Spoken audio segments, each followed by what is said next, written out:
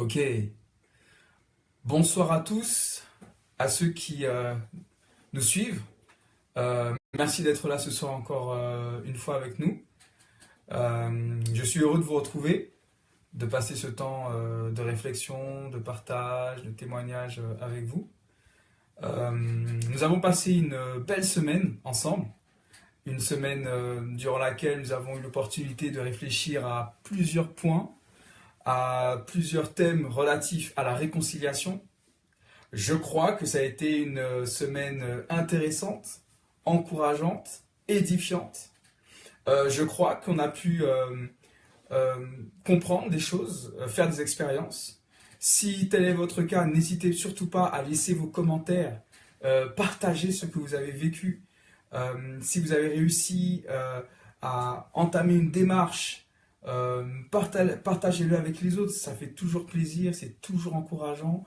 Euh, Lorsque on est dans une attitude où on hésite, c'est vrai que entendre un témoignage d'une personne qui a réussi, qui a vécu quelque chose de fort, ça fait du bien. Donc n'hésitez pas, postez vos commentaires, vos témoignages. Si au contraire, ça a été plus un temps où vous avez pris conscience d'une certaine réalité et que vous n'êtes pas prêt pour l'instant à aller plus loin, il n'y a aucun souci, c'est normal. On a tous euh, un agenda, on a tous un rythme personnel. Nous n'avons pas vécu les mêmes choses, nous n'avons pas les mêmes sensibilités, nous n'avons pas les mêmes euh, circonstances. Et du coup, il ne faut pas chercher non plus à aller plus vite que ce à quoi on est prêt à faire. Je crois que le Seigneur veut nous guider, nous encourager, nous accompagner, et il le fait à notre rythme. C'est ce qui est formidable avec Jésus. J'espère que cette semaine, en tout cas, a été un moment privilégié pour vous. Cela l'a été pour nous, pour toute l'équipe. Je tiens à remercier toutes les personnes qui se sont données pour ce temps, pour la construction de ce temps fort. Je pense à Pauline, je pense à Cornel, je pense à Michael, je pense à François. Je pense aussi au studio Hope Media FFN avec Jacques et Emmanuel qui ont beaucoup donné pour créer des vidéos de qualité. Et il me semble bien qu'une bonne dynamique se crée et je remercie le Seigneur, je le loue pour cela. Bienvenue à ceux qui arrivent en ce moment. Nous abordons donc ce soir le thème de la réconciliation avec l'Église. C'est la réconciliation avec l'Église, un point qui est important, qui me tient à cœur, parce que je vais vous partager une expérience tout à l'heure, et je crois que nous pouvons tous plus ou moins être concernés. Nous avons eu ces temps spirituels, donc durant cette semaine, depuis dimanche. Nous avons vu la réconciliation avec Dieu, la réconciliation avec soi-même, la réconciliation avec ses parents, avec ses proches, et donc ce soir, la réconciliation avec l'Église. Et j'espère que ça a été pour vous des temps de partage forts. Si vous avez des questions, je le répète, donc n'hésitez pas à les poser, soit en direct dans le live, ou bien par la suite en postant sur WhatsApp. J'en profite pour vous rappeler le numéro, plus 33 6 07 60 07 28. Je salue toutes les personnes qui nous rejoignent ce soir. Nous avons eu des personnes qui nous ont suivis d'Haïti, de la République dominicaine, de Tahiti, des Antilles, de métropole bien évidemment, de Belgique également. C'est un temps puissant qu'on peut vivre grâce aux réseaux sociaux. Et je crois qu'il y a beaucoup de choses à exploiter, à vivre ensemble grâce à ce temps-là. Nous allons avoir demain soir, donc je le redirai tout à l'heure pour les personnes qui arriveront ensuite, demain soir nous aurons un temps fort, spirituel, de chant, de louange, de témoignage à 19h à la Maison de l'Espérance, 13 rue Gracieuse à Paris 5. Donc, Maison de l'Espérance à Paris 5, 13 rue Gracieuse, demain à 19 heures. Rendez-vous. Si vous pouvez venir, venez. Ne ratez pas ce moment-là. Il y aura des témoignages, il y aura du partage, il y aura des chants, de la louange, et ça sera l'occasion pour nous d'ouvrir le sabbat ensemble pour terminer cette semaine spirituelle sur la réconciliation. Ce soir donc, nous abordons le thème de la réconciliation avec l'Église. Alors aujourd'hui, je suis responsable de la jeunesse. D'accord, c'est bien, ok. Mais je ne suis pas né responsable de la jeunesse, on est d'accord.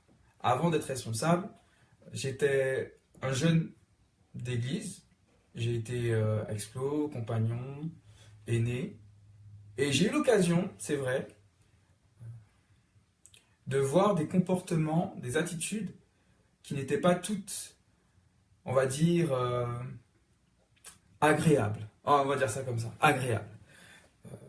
Globalement, ce qui se vit à l'église, ça se vit bien. Et globalement, à l'église, on rencontre des personnes qui aiment Jésus, qui aiment passer du temps avec le Seigneur, des personnes qui aiment les jeunes et qui veulent que les jeunes avancent. Ça, c'est la majorité de ce que moi j'ai rencontré à l'église. Et j'espère que ça a été aussi votre cas. J'espère que vous aussi, vous avez eu l'opportunité de rencontrer des personnes qui vous ont encouragé, qui vous ont fait du bien, qui vous ont accompagné, qui ont pu prier avec vous et vivre des belles choses avec vous. Je crois que c'est vraiment fort, ce sont de beaux témoignages qui nous accompagnent toute notre vie. Maintenant, il peut arriver également que dans cette même église, nous puissions rencontrer des personnes qui ne sont pas aussi bienveillantes. Ouais, ok. Alors pour ceux qui arrivent, je vois qu'il y a des personnes qui arrivent entre-temps. Bonsoir à tous et bienvenue. Nous allons donc réfléchir ce soir sur la réconciliation avec l'Église.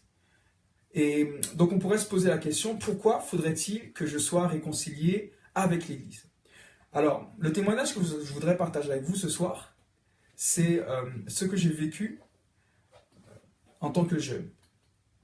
Comme je vous le disais à l'instant, dans l'Église dans laquelle j'ai grandi, la communauté religieuse, principalement, j'ai vécu de belles choses, j'ai eu de belles expériences. Mais j'ai été témoin d'attitudes, pas vis-à-vis de moi, mais d'attitudes vis-à-vis d'autres personnes qui ont pu les blesser.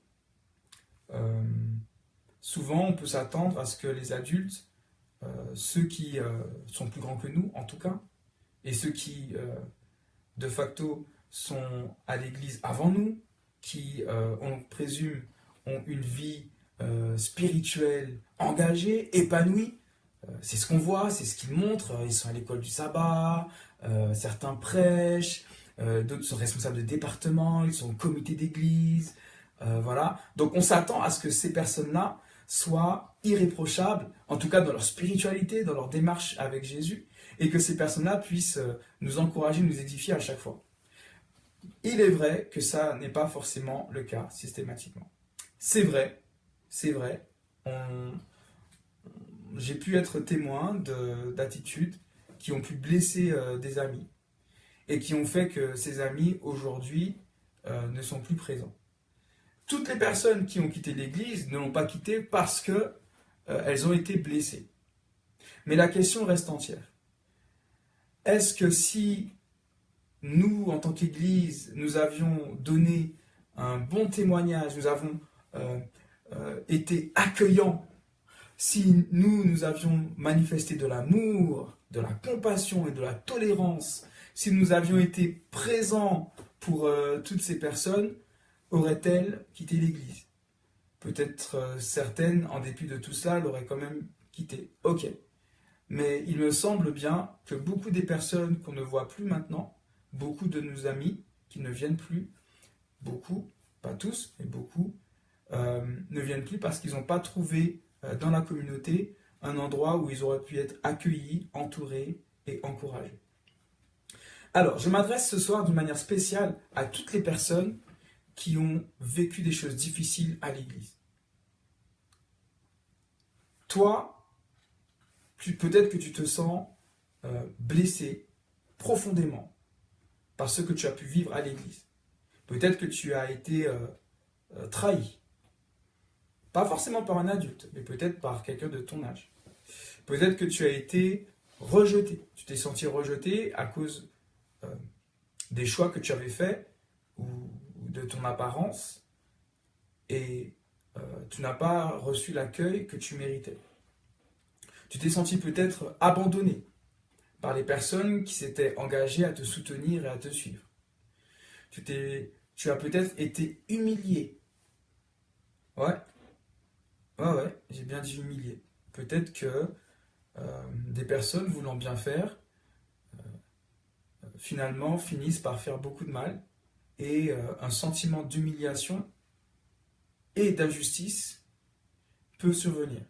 Bonsoir à ceux qui nous rejoignent maintenant. Il y a Charles, il y a Sivo, bienvenue à tous.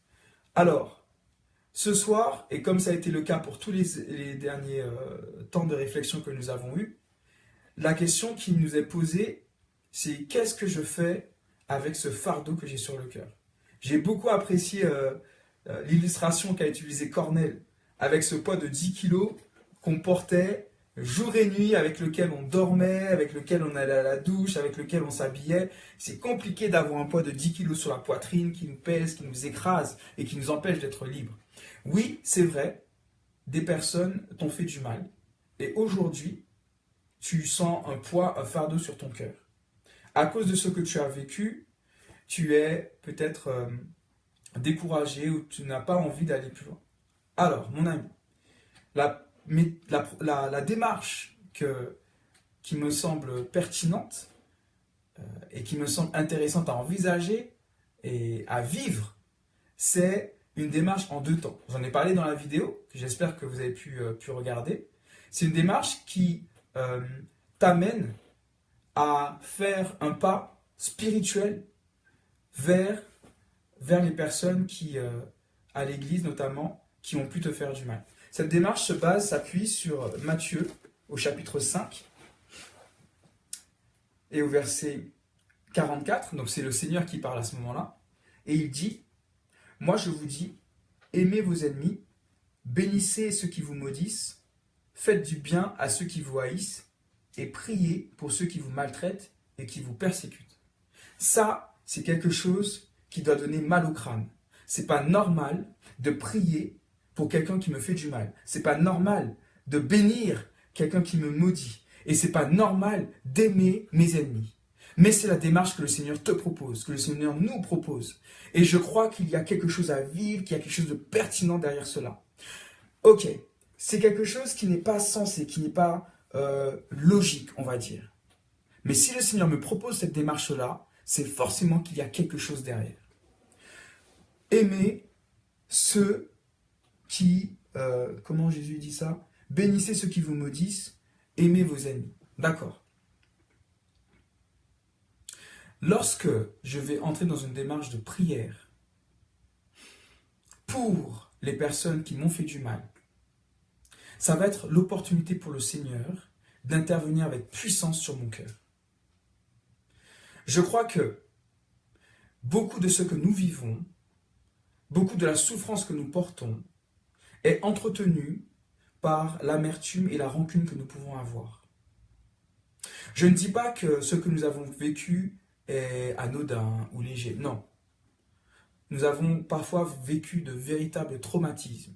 Nous avons vraiment profondément été blessés et touchés. Mais je crois que la démarche que Jésus propose est une démarche de délivrance, est une démarche qui n'est pas, on va dire, intelligible pour l'homme parce qu'il s'agit d'une démarche surnaturelle. Jésus me propose de prier pour ceux qui m'ont fait du mal. Je crois qu'il faut prendre Jésus au mot, tout le temps, mais là d'une manière spéciale. Essayons de prendre Jésus au mot. C'est la démarche que je propose. Si nous prions pour ceux qui nous ont fait du mal, petit à petit, la rancune que nous avons pu avoir pour ces personnes va se déliter. Elle va s'amenuiser et elle va finir par disparaître. Si je prie de tout mon cœur pour la personne qui m'a traumatisé, qui m'a humilié, si je demande pardon au Seigneur pour les péchés de la personne, pour mes péchés, mais aussi pour ses péchés à elle, si je supplie le Seigneur d'intervenir dans sa vie, de toucher son cœur, de la transformer, et je demande à Jésus de la bénir, je suis convaincu que non seulement cette démarche va me libérer moi, cette démarche va me libérer, un. Et deuxièmement, cette démarche va libérer également la personne. Souvent, le conflit spirituel dans lequel nous sommes génère des actions qui sont parfois regrettées par les personnes qui les créent. Je m'explique. La personne peut vous avoir fait du mal par ses paroles, par ses actes. Ok.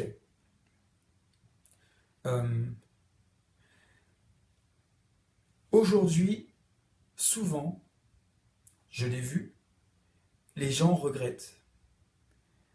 Mais il y a l'orgueil et puis on ne sait pas comment faire, on ne sait pas comment engager la démarche. Et donc du coup, deux parties s'opposent, deux parties souffrent. La démarche de Jésus est la solution. Il me semble la seule qui marche, qui va permettre à deux personnes qui sont séparées à cause d'une souffrance qui a été créée par l'une sur l'autre, de pouvoir non seulement être reconnectés à Christ, et aussi de pouvoir recréer des liens ensemble. Je trouve ça merveilleux et formidable. Alors essaye. Peut-être que tu as déjà essayé et que tu as vécu des choses, que tu as pu d'ores et déjà vivre quelque chose de fort aujourd'hui. Si tel est le cas, n'hésite pas à partager ça avec nous en laissant un message, un post sur notre page Facebook. Si tu as hésité à faire, je t'encourage. Fais la démarche. Écris sur une feuille de papier le nom de toutes les personnes qui te semblent avoir agi contre toi dans l'Église et qui aujourd'hui, à cause de leur acte, t'ont éloigné de l'Église. Écris les noms de toutes ces personnes-là sur une feuille de papier et prie pour ces personnes-là. Tu pries en disant, voilà Seigneur, je te demande pardon pour mes fautes et mes péchés. Et je te demande pardon pour les fautes et péchés de ces personnes-là. Je te demande de bénir ces personnes-là. Je te demande de faire en sorte qu'elles puissent être couvertes de ta gloire. Comme le texte le dit, je te demande, Seigneur mon Dieu, de me donner la force de les aimer. Et je te demande, Seigneur mon Dieu, non seulement de les bénir, mais de me donner la force de leur faire du bien. Priez comme ça chaque jour. Et je suis sûr, avant longtemps, le Seigneur va pouvoir faire des choses merveilleuses. Premier point. Le second point est le suivant. Et ça, c'est ma position. Elle n'est pas forcément partagée par tous. Mais je crois que c'est une position sur laquelle on peut réfléchir. Ma position est la suivante. Ok, dans l'Église, il y a souvent des choses qui ne sont pas cohérentes. Je m'explique. Beaucoup de personnes vont avoir de belles paroles et de beaux discours. Lorsque ça va être les classes de l'école du sabbat, on saura citer des versets bibliques. On va avoir du zèle et de la ferveur pour dire oui, voilà ce que le Seigneur a dit, voilà ce que le Seigneur a fait, patati et patata. Même des prédicateurs vont prêcher et vont donner de super beaux messages, poignants, captivants, édifiants, exhortants. D'accord? Et puis après, dans les actes, eh bien ma foi, il peut avoir un grand décalage. Parfois, ces personnes-là vont être bien ensemble et on aura l'impression que elles sont pas ouvertes d'esprit et qu'elles sont bien entre elles et qu'elles ne laissent pas la place aux autres et qu'elles ne sont pas prêtes à entendre et à voir ce qui pourrait être négatif autour d'elles. Ok.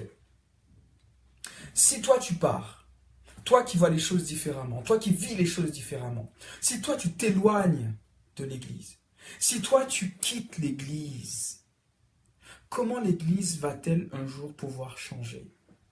Puisque toi qui vois les choses différemment, toi qui as une sensibilité différente, toi qui vois qu'il y a une incohérence, si toi tu t'écartes de l'Église, si toi tu quittes l'Église, comment l'Église pourra-t-elle changer sans toi? Comment l'Église pourra-t-elle évoluer puisque toi, qui quelque chose à apporter et à partager dans l'église, tu t'écartes. Le deuxième point que je te propose, la deuxième démarche, c'est de ne plus t'écarter, mais de demander au Seigneur Jésus la force de continuer à t'investir dans l'église. Si tu veux apporter une différence, si tu veux que les choses puissent changer, si tu veux que les choses puissent évoluer, si tu veux que le regard des uns et des autres puisse avancer, eh bien, la meilleure chose à faire, c'est que toi tu sois présent, que toi tu sois actif, que toi tu sois investi dans ta communauté. Oui, je le crois. Le Seigneur nous a réconciliés avec lui. Et c'est ce dernier verset que je vous invite à lire avec moi. C'est dans 2 Corinthiens. Alors, je ne sais pas si vous avez vos Bibles avec vous. Si vous les avez, peut-être que c'est sur votre smartphone, donc ça va être un peu compliqué de suivre la vidéo et de lire la Bible. Moi, je vais lire les textes, c'est pas grave. Donc, 2 Corinthiens chapitre 5. On va lire à partir du verset 17. Si quelqu'un est en Christ, il est une nouvelle créature. Les choses anciennes sont passées. Voici, toutes choses sont devenues nouvelles. Et tout cela vient de Dieu, qui nous a réconciliés avec lui par Christ, et qui nous a donné le service de la réconciliation.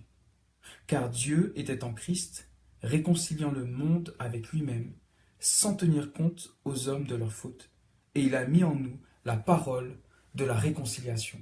Mes amis, j'aspire à ce que nous tous, jeunes, nous ayons en nous, grâce à Dieu, la parole de la réconciliation. Que nous soyons des biais par lesquels le Seigneur pourra réconcilier les personnes autour de nous.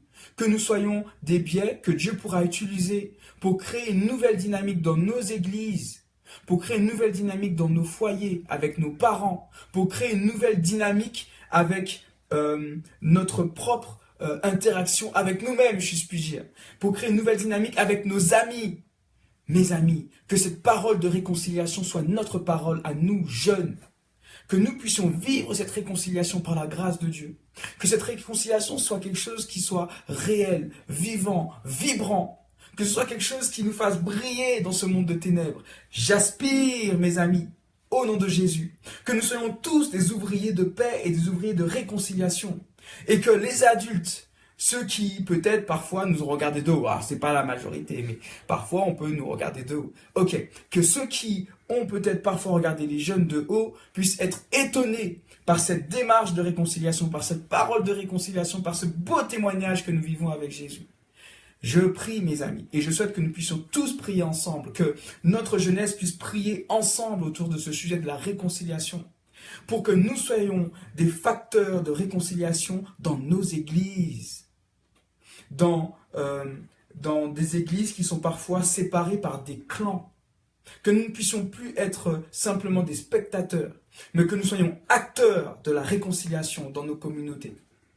Oui, je crois que c'est une belle œuvre que le Seigneur attend de nous. Et je tiens à vous rappeler que Joseph et Daniel, ils avaient autour de 17-18 ans. Que Marie, elle avait 14 ans. Que la servante de Naaman, elle avait autour de 8 ans. Que les disciples de Christ, ils avaient la vingtaine, ils n'avaient même pas 25 ans.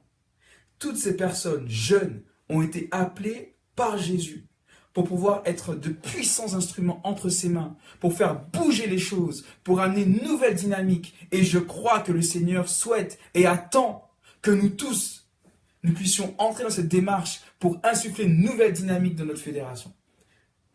Je vous remercie les amis parce que je crois que le Seigneur va faire de belles choses avec nous, par nous, et puisqu'il y a tant de personnes qui meurent chaque jour sans Jésus, et puisque le Seigneur veut toucher ces personnes, je suis convaincu que le Seigneur va créer en nous tout ce qu'il faut pour que nous puissions vivre de belles expériences avec lui.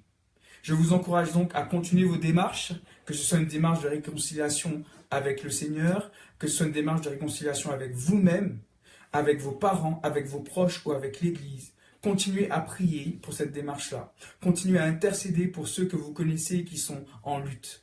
Et je vous donne rendez-vous donc demain soir à la Maison de l'Espérance, 13 rue Gracieuse à Paris. La Maison de l'Espérance, 13 rue Gracieuse à Paris. Rendez-vous demain soir à 19 heures. Si vous avez encore des questions, s'il y a des choses que vous n'avez pas comprises, s'il y a des choses avec lesquelles vous n'êtes pas d'accord, n'hésitez pas à laisser vos commentaires. Ce sera un plaisir pour nous d'échanger avec vous. Mais surtout, restons en contact, restons unis, restons groupés, prions les uns pour les autres, partageons nos sujets de prière. Nous aurons l'occasion de partager certains sujets de prière que nous avons reçus cette semaine avec vous demain et que nous puissions être bénis par le Seigneur. Pour terminer ce live, je vous invite maintenant donc à prier avec moi et à vous associer à cette prière. Je ne connais pas les sujets de prière de tout le monde, mais le Seigneur connaît toutes choses.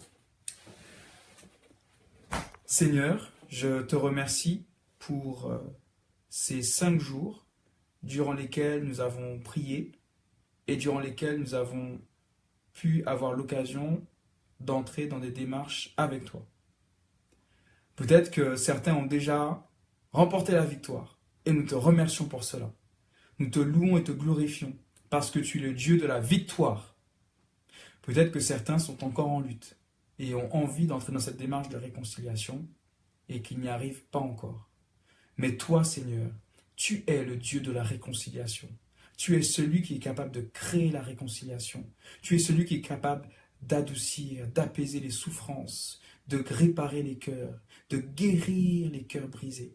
Alors je te présente, Seigneur, tous les cœurs qui sont brisés, tous ceux qui nous ont suivis et qui n'ont pas encore aujourd'hui pu accéder à une vraie guérison du cœur. Seigneur Jésus, guéris nos cœurs, s'il te plaît. Guéris nos cœurs. Permets-nous de surmonter ces traumatismes que nous avons pu vivre. Oriente-nous, visite-nous, inspire-nous, parle-nous, Seigneur, et guide-nous vers toi, vers la vie, vers la victoire, vers la transformation. Seigneur, je te remercie, car je sais que cette belle œuvre que tu as commencée, tu la termineras certainement.